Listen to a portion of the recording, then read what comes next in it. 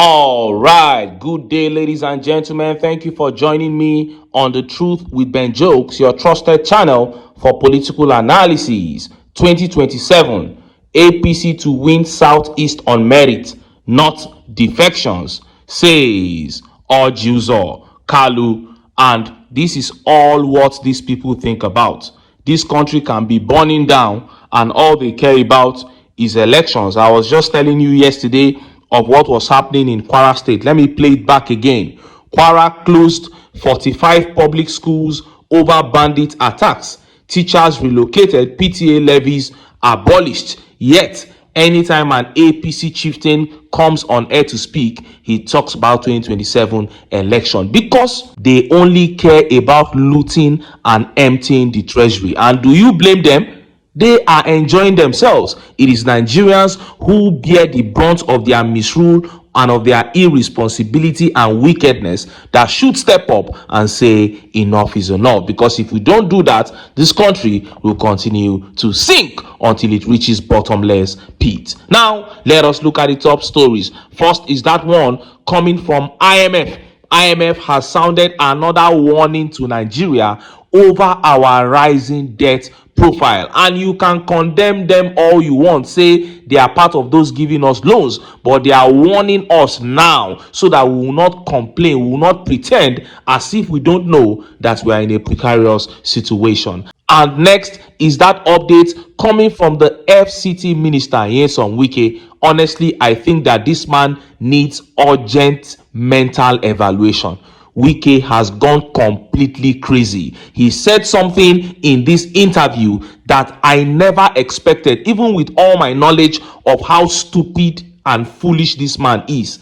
I never expected that his mental state had deteriorated up to the point that he will put himself in trouble with his own mouth and make statements that can bring an end to his political journey. Before I show you details of these top stories and how Nigerians reacted, let me quickly show you this video. But let me, in rounding up, make this point.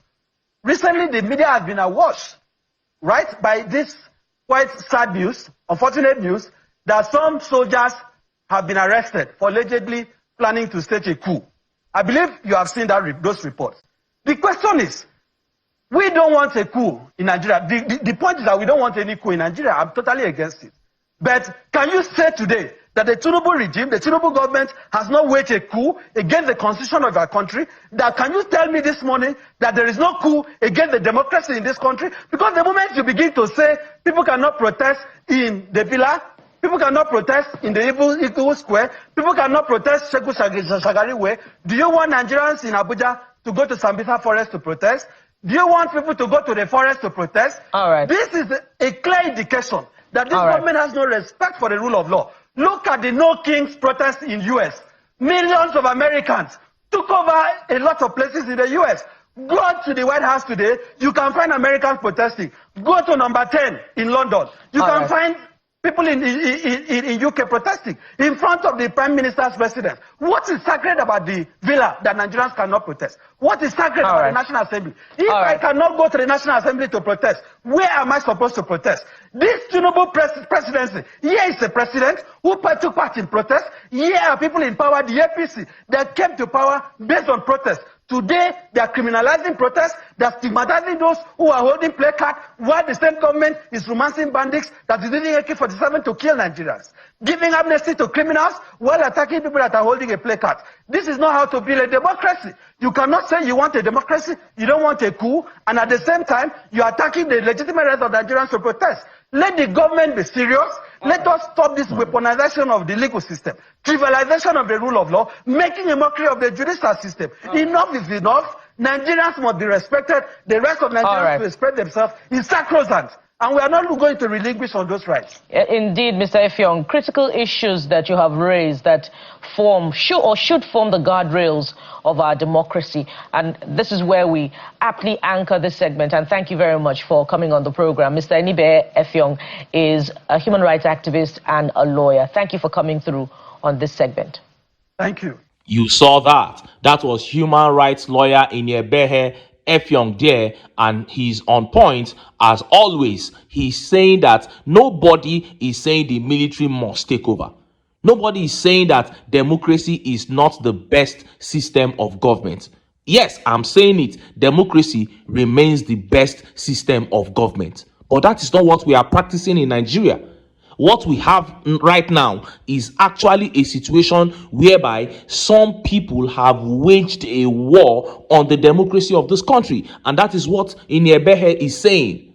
Because democracy is supposed to be the government of the people, for the people. But somebody came out of Kogi State, former deputy governor of Kogi State, and was saying that Yahaya Bello, the ex-governor of Kogi State, promised to make him governor after his tenure. But then Yahaya Bello betrayed him. So is that democracy? A situation whereby one person is promising to make another person the governor of a state? What is happening in Lagos, that since 1999 a certain individual has been controlling the state and determining who becomes governor? Is that democracy? Something that should be the government of the people, for the people, by the people. What happened in Rivers State, whereby somebody is telling a governor to give him like over 40% of what belongs to the state, because he said he installed the governor himself? And at the end of the day, they use the Supreme Court and everything to beat the governor down. Is that democracy? Removing an elected governor from office and bringing him back at will. Is it democracy when people can no longer express their rights to protest? So these are the things you should look at before you say that some people are calling for military takeover. We already have a despotic situation on our hands. And what we are actually calling for is true democracy, one that can benefit all the individuals equally, because in democracy, we are equal stakeholders. The resources of the country belong to all of us. Why have some people cornered it? These are the issues. And I remain an advocate of doing the right thing in our politics. And if the right thing cannot be done, then let the existing system be broken until we begin to do the right thing. Now, let us look at the top stories. First is that one coming out of IMF. They have sent another warning to Nigeria over our rising debt profile. And next is that update coming from FCT Minister Nyesom Wike. This man has gone completely mad. I never thought, with all my knowledge of how crazy Wike is, that he has reached this level of mental deterioration. Let's start by taking that update from the IMF. Look at how the papers reported it. World Bank meetings. IMF warns Nigeria of debt, oil, revenue, risks. Before I give my opinion on these, let's take some of the tweet reactions. Victor here says, you are warning and still providing the loans, and our leaders are stupid and greedy to still engage in such debts. All these just to put one under control. God help us all. And Lewis says, Bayo Ononuga will not praise IMF for these, even though their professional advice will prevent APC government falling into deep hole in the future. And Adesola Fagbemi here says, at IMF news, at United Nations should stop giving Nigerian leaders loans. Loans must be backed by project delivery reports and inspection of such projects to ensure the objective of the grant is not defeated, and to discourage international money laundering backed by corruption. You know, sometimes we speak as if Nigeria is a 2-year-old child that needs to be guarded and followed up as if like a toddler. That is not the case here. Nigeria is a sovereign nation. Yes, we have existed for over 60 years as a nation. So if there are people occupying offices as the supposed leaders of Nigeria, it is assumed that they should work towards the betterment of the country. All these things that you are talking about, project supervision, the money should be well spent, it should correspond with what they have taken, are things that are supposed to be done by the so-called leaders of the country. When they take these loans, they are the ones that are supposed to do the supervision. You don't expect World Bank or IMF to come and do the supervision for you. And if they gain from these loans, if the IMF and the World Bank have their own big gains from these loans, why should you advise them not to do business? Why should you tell them not to do business? They will do business with Nigeria and they will have their own gains. If we decide, if the so-called leaders in Nigeria decide to be pulling their own nation down, you cannot blame IMF and World Bank for that. So I will never blame these organizations. If they are profit oriented and they are giving these loans so that they can have their own profit, let them continue to do their own business. If Nigerians are not satisfied with how their so-called leaders are using the loans they are taking, it is Nigerians that should step up. It behoves Nigerians to demand accountability and that the right thing is done, not blaming these organizations. And just as Nigerians were yet reacting to that update from the crazy FCT minister Nyesom Wike began making the rounds. Wike now claims that he is bigger than ex-president Goodluck Jonathan. He is a bigger politician. He is more influential than Jonathan. And as such, Jonathan is supposed to pick up his phone and call him, Nyesom Wike, to inform him that he wants to run for the office of the president. And since Jonathan has not called him, it means that is not true. Can you imagine the craziness of Nyesom Wike? Look at how the papers reported it. 2027, Jonathan has not told me he wants to run for president. Wike, the minister of the Federal Capital Territory, Nyesom Wike, says former President Goodluck Jonathan has not informed him of any plan to contest the 2027 presidential election. Wike made the remark during a media parley with journalists in Abuja on Friday, while responding to questions about speculations that Jonathan was being pressured to return to the presidential race. You are the one telling me here. Jonathan has never told me. He has never called me one day that, look, I am being pressured to run. What is your thinking? If he calls me and asks me, I'll be able to tell him my mind and what I feel. Wike said. Jonathan has not called me to say, look, I want to run. What is your thinking? Can you imagine this? I don't know the name to even call this guy. Jonathan should call you to ask you what your opinion is before he takes a decision on whether to run or not. As what? Jonathan, on whose back you rode to become governor of Rivers State. Even if that did not happen, somebody who has been president of Nigeria for 4 years and who performed better than anybody that you are worshiping today, you are saying he should call you to take permission before running for the office of the president? Wike is sick mentally. One thing Wike does not know is that the more he talks, the more he gets himself into trouble with the Tinubu camp, because they now see through him. Everybody that helped him to rise, he has turned against.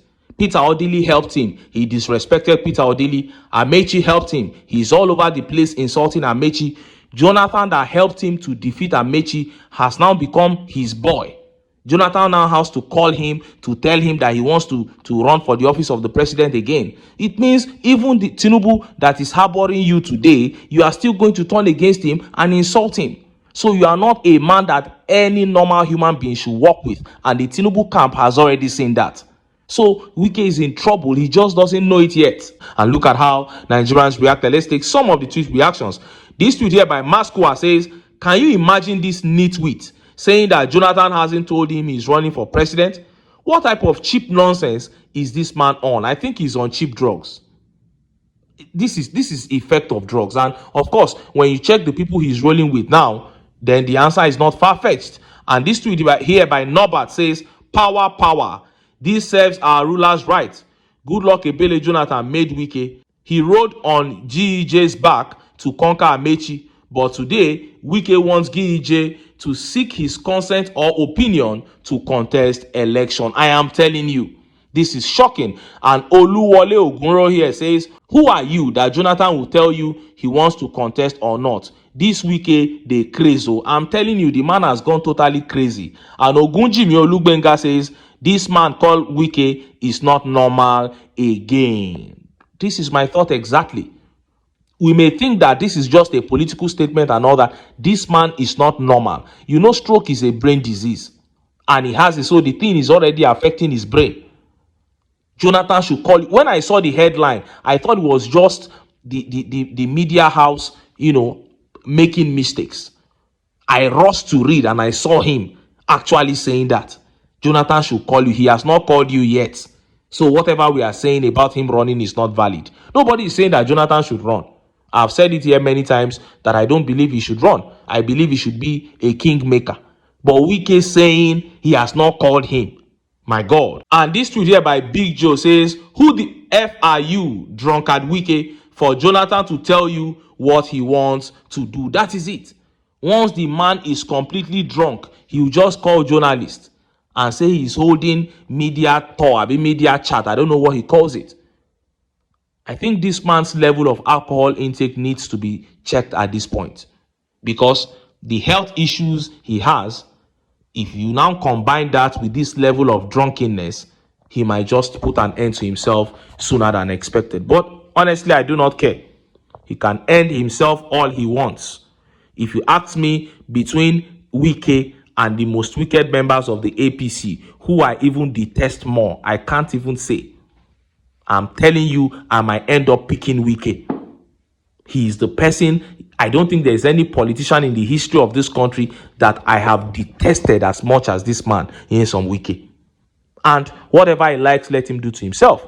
It is clear now that the alcohol, the drunkenness, and the disease he has gotten into his brain, and he has now gone completely crazy. But power is transient. He will not be there forever, and one day there will be an end to all these madness. Anyway, make I leave am here. Make I still enter town. Make I go get some ogbonge political news wey una go like. Why? Because of una. Now I dey here. So don't go away. Don't go away.